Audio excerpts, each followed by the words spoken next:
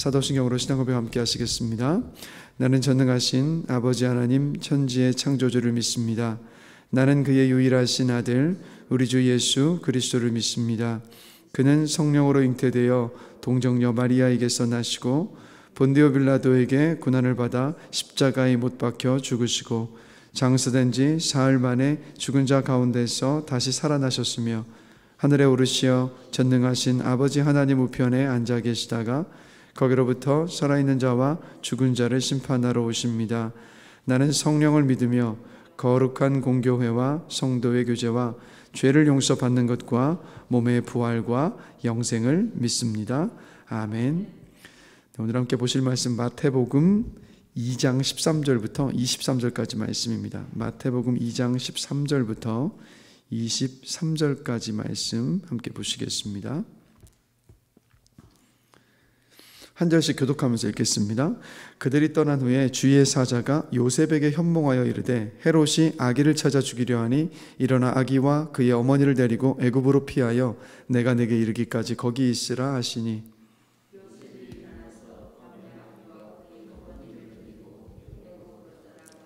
헤롯이 죽기까지 거기 있었으니 이는 주께서 선지자를 통하여 말씀하신 바 애굽으로부터 내 아들을 불렀다 함을 이루려 하심이라.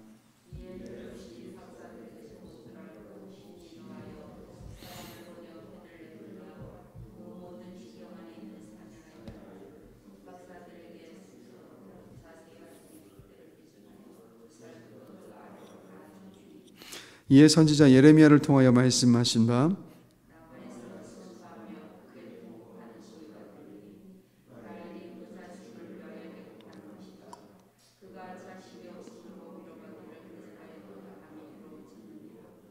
헤롯이 죽은 후에 주의 사자가 애굽에서 요셉에게 현몽하여 이르되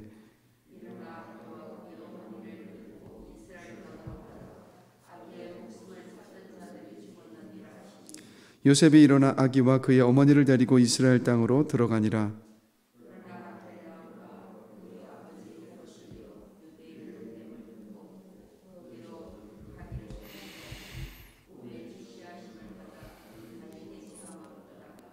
나사렛이란 동네에 가서 사니 이는 선지자로 하신 말씀에 나사렛 사람이라 칭하리라 하심을 이루려 함이로라. 아멘. 하나님께서 꿈에 동방 박사들에게 어제 말씀을 나눴죠. 헤롯에게 가지 말고 자기 나라로 돌아가라라고 꿈에서 말씀을 하셨습니다. 그래서 동방 박사들이 고국으로 바로 돌아갔죠. 그래서 그 일 후에 이제 헤롯이 자기가 속았다는 것을 알고 자신의 왕위가 이제 걱정이 되었기 때문에, 즉 유대의 왕이 태어났다라고 동방 박사가 이야기하니까 뭐 철저하게 이 헤롯 대왕은 자신의 자리를 위협받았다라고 생각을 해서 화가 나서 그때 당시에 그 베들레헴 지역에서 태어난 2살 아래의 아기들을 다 죽이라는 명령을 내리게 되죠. 그래서 이제 그 일이 있기 전에 먼저 오늘 본문을 보시면 이제 하나님께서 천사를 보내셔서 꿈에 또 다시 요셉에게 이야기를 하죠. 아이와 함께 그의 어머니 마리아를 데리고 애굽으로 피해서 내가 내게 이르기까지 거기 있으라라고 이야기를 해서 이제 애굽으로 피신하게 되는 내용이 오늘 본문의 내용입니다. 근데 이 말씀을 묵상하면서 예수님은 하나님의 아들이시고 메시아이시지 않습니까? 또 왕 중에 왕이시고요. 또 온 우주 만물을 만드신 하나님이시기도 합니다. 그런데 이 땅에 오실 때 철저하게 우리와 똑같은 인간의 모습으로 오셨습니다. 그러니까 낮고 천한 모습으로 그렇게 태어나신 것도 놀라운 일인데, 오늘 본문 속에 보면 태어나시자마자 우리와 똑같이 죽음의 위협, 생명의 위협에 그대로 노출됐던 이 예수님의 모습을 보게 됩니다. 그런데 이 예수님이 어떻게 살아날 수가 있었습니까? 그 아기 예수님께서 살아나실 수 있었던 건 뭐냐면 바로 하나님의 도우심으로 이 아기 예수님께서 살아나실 수가 있었다라는 거죠. 그래서 이 말씀을 보면서 예수님의 십자가와 부활을 믿고 구원받은 모든 사람은요, 하나님의 아들이요 하나님의 딸이 되었습니다. 그렇다면 이 말씀 속에서 우리가 생각할 수 있는 것은 뭐냐면, 아기 예수님을, 그러니까 하나님의 아들이신 아기 예수님을 죽음의 위협에서 지키셨던 하나님은요, 똑같이 하나님의 아들이요 딸이 된 저와 여러분들을 죽음의 위협 가운데서 지키시고 보호하여 주신다라는 것을 오늘 이 모습을 통해서도 우리가 다시 한번 생각을 해볼 수 있습니다. 그래서 시편 23편 4절을 보면 다윗이 이런 고백을 하지 않습니까? 내가 사망의 음침한 골짜기로 다닐지라도 해를 두려워하지 않을 것은 주께서 나와 함께 하심이라. 주의 지팡이와 막대기가 나를 안위하시나이다. 아멘. 그러니까 우리가 사망의 음침한 골짜기, 죽을 것 같은 두려움과 어떤 그런 아픔과 고통 속에 있다 할지라도 우리가 해당할 것을 두려워하지 않을 수 있는 이유는 뭐겠습니까? 하나님이 함께하고 계심을 믿을 때 우리는 그 믿음 안에 있을 수 있는 줄로 믿습니다. 또 하나님께서 막대기와 또 지팡이가 되어주셔서 우리의 갈 길을 보호해 주시고, 아시죠? 이 막대기와 지팡이의 역할이 다르다는 것. 지팡이는 길어서 끝이 이렇게 갈고리로 되어 있는 게 지팡이인데, 양떼들이 곁길로 지나가면 이 목을 툭 가로채서 그쪽으로 가면 안 돼 하고 끌어오는 게 지팡이의 역할이고, 그리고 막대기는 짤막해서 늑대라든가 다른 어떤 짐승들이 물어올 때 그것을 들고 지키기 위해서, 때려서 그러니까 양떼들을 지키기 위해서 사용하는 것이 바로 막대기인데, 하나님께서 저와 여러분들을 그렇게 지키시고 보호하여 주실 줄로 믿습니다. 이 자리에 지금 이인호 선교사님께서 함께 계시지만, 저는 사망의 음침한 골짜기로 다닐지라도 그 안에서 생명을 살려주시고 구해주신 하나님의 일하심은 우리 선교사님의 삶을 통해서 우리가 볼 수 있지 않습니까? 그래서 아기 예수님의 생명의 위협과 이 두려움 가운데 있었던 곳에서도 하나님께서 지켜주셨음을 보면서, 아 그래, 어느 상황과 어떤 죽음의 위협 속에서도 우리를 지키시고 인도하실 하나님이시다라는 또 그 믿음 안에 설 수 있는 저와 여러분이 되기를 간절히 기도합니다.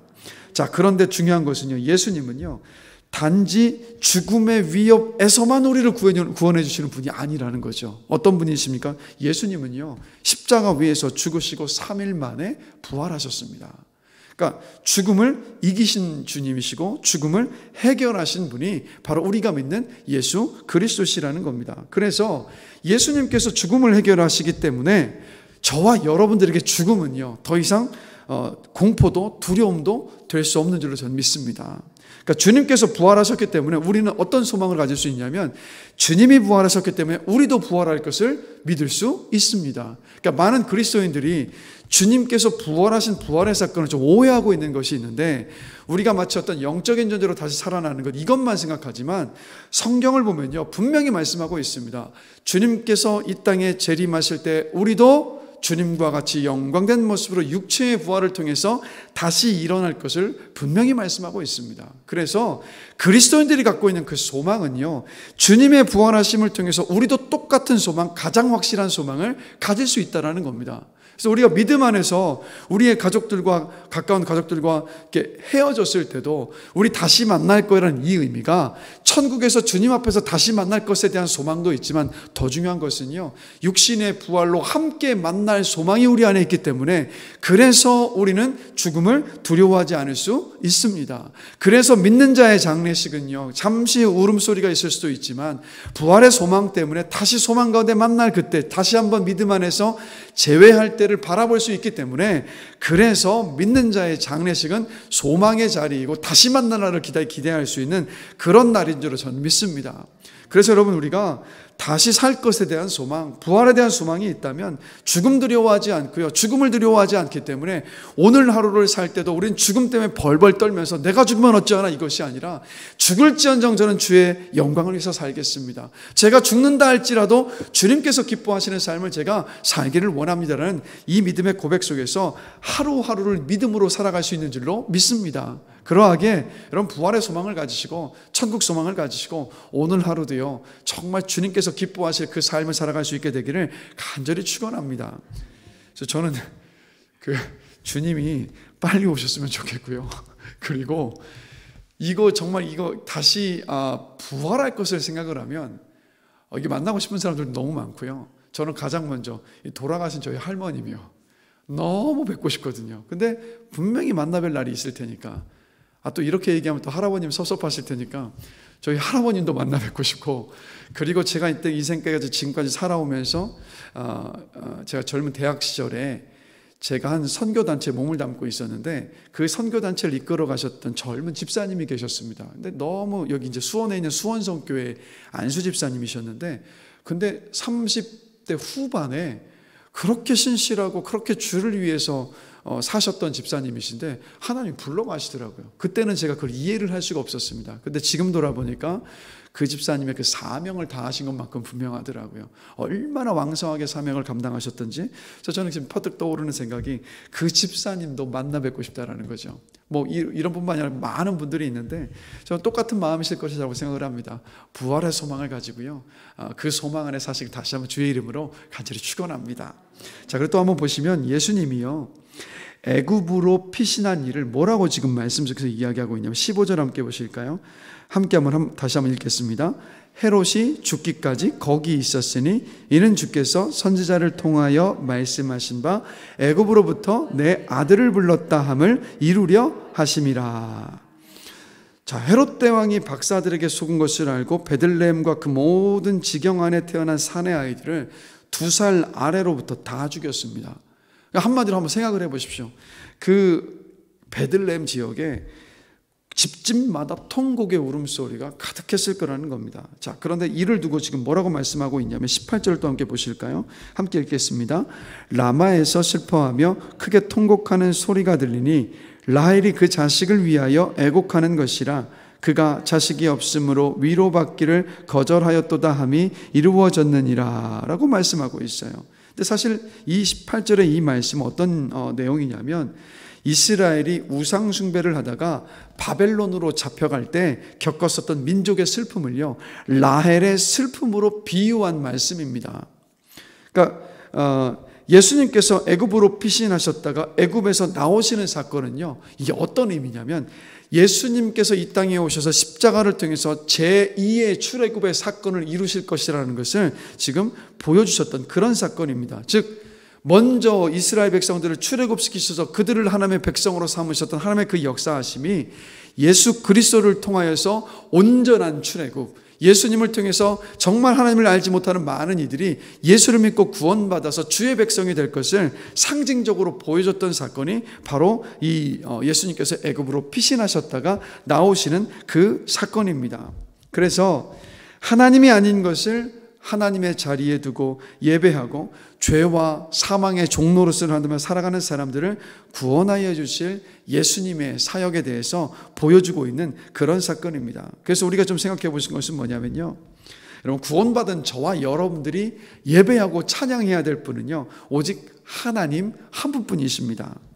근데 혹시 우리가 돌아봐야 될 것은 뭐냐면 하나님이 유일하게 우리가 예배해야 할 그 하나님이신데 하나님의 자리에 혹시 다른 것을 두고 내가 지금 예배하고 있는 것은 아닌가? 우리는 끊임없이 우리를 점검해보고 돌아볼 수 있어야 돼요. 그것이 돈이 될 수도 있고요, 성공이 될 수도 있고요, 권력이 될 수도 있고, 배우자가 될 수도 있고, 자식이 될 수도 있고, 취미생활이 될 수도 있고, 심지어는요, 저와 같은 목회자들에게는요, 목회적인 성공이 하나님의 자리에 두고 제가 예배할 수 있는 예배의 대상도 될 수 있다는 겁니다. 기억하셔야 될 것은 뭐냐면 모든 것이 하나님의 자리를 다 차지할 수 있다는 거예요. 그러면 이것이 없으면 안 될 것 같은 그 두려움을 주는 그것, 내 생각과 마음을 막 수시로 완전히 다 빼앗아가 버리는 그것, 혹시 그것을 이룰 수 없거나 아니면 그것이 없어지거나 손해를 당하거나 방해를 받으면 내 안에 막 분노가 막 솟구쳐 오르는 그것, 하나님과의 관계와 주변 사람들의 관계를 희생해 가면서까지도 내가 얻고 싶고 성취하고 싶은 그것, 그게 바로 여러분 하나님 대신에 하나님의 자리에 내가 세워놓고 하나님을 예배하고 있는 바로 그 대상이라는 겁니다. 그래서 여러분, 우리는요, 하나님만을 예배해야 할 예배자인 줄로 믿습니다. 하나님께서 하나님만을 예배하는 예배자로 우리를 세우시기 위해서 우리를 구원해 주셨기 때문입니다. 그래서 중요한 것은요, 이 삶을 돌아보면 하나님을 온전히 예배할 때, 즉 하나님이 내 삶 가운데 유일한 예배자로 온전히 바로 서 있을 때, 그때 보니까 우리의 인생이 자리를 바로 잡아가더라고요. 아마 다들 경험하실 거예요. 만약 하나님이 아닌 것을 내 마음속에 품고 있으면요, 10중8구 관계 가운데 문제 일어나고 내 마음 안에 평안 다 빼앗겨버리고 어찌 될까 두려워서 막 근심하면서 노심초사하면서 벌벌벌 떨지 않습니까? 그러나 하나님을 온전히 예배하는 예배자로서 예배 자리에 하나님께서 계시고 우리가 하나님을 정말 기쁨으로 예배할 때마다 우리가 경험하는 것은 뭐냐면 우리 안에 하나님이 주시는 평안함이 있고 하나님을 향한 소망과 기대하는 마음을 품게 되고 그로 인해서 거기로 거기로부터 우리의 삶의 모든 것들이 그 자리를 찾아갑니다. 그래서 이 새벽 시간 기도하면서 혹시 하나님이 아닌 것을 하나님의 자리에 두고 내가 예배하고 있는 것은 아닌가, 우리가 그것을 함께 돌아보면서 주님이 십자가를 지시고 부활하셨던 이유는 뭐겠습니까? 하나님 온전히 예배하라고, 하나님을 정말 너의 삶 가운데 유일한 예배자로 두고 그분만을 기뻐하며 그분만을 찬양하며 그분만을 예배하는 가운데서 하나님이 주시는 평강과 소망 가운데 살라고 주님께서 우리를 구원해 주셨던 것 아니겠습니까? 그래서 정말 우리가 하나님만 온전히 예배할 수 있는 예배자가 되기를 다시 한번 주의 이름으로 간절히 축원합니다. 그리고 또 하나는 뭐냐면, 저와 여러분들은 더 이상 죄의 종로로 타는 죄의 종도 아니고 마귀의 종로로 타는 마귀의 종도 아니라는 사실. 우리는 누굽니까? 하나님의 아들이고 하나님의 딸인 줄로 믿습니다. 우리는 누굽니까? 우리는 죄의 종로로 타는 자들이 아니라 주의 말씀 앞에 순종하며 사는 의의 종이 된 줄로 믿습니다. 그래서 우리가 이게 중요한 것 같아요. 그러니까 하여튼 우리 믿는 사람들은요, 모든 것을 바라볼 때 부정적인 관점에서 뭔가를 바라볼 것이 아니라 믿음의 눈길, 믿음의 눈으로 긍정적인 말, 믿음의 말, 어떤 그 시각 속에서 바라봐야 되는 사람들이 바로 믿음의 사람들입니다. 그러니까 한마디로 이겁니다. 죄 짓지 말아야지, 죄 짓지 말아야지. 이런 관점에서 보면 우리는 늘 마음 안에 벌벌벌 떨면서 오늘 죄 지으면 어떻게 하나, 막 이 믿음 안에 사는 거, 이건 믿음의 사람들의 모습이 저는 아니라고 봐요. 어떻게 도리어 거꾸로 볼 수 있어요.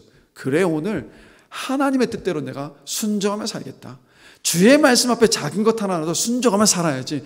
그럼 이 마음으로 보면 어떻게 됩니까? 주의 말씀 앞에 순종하며 살아가면 살아갈수록 죄에서 점점 멀어지는 것 아니겠습니까?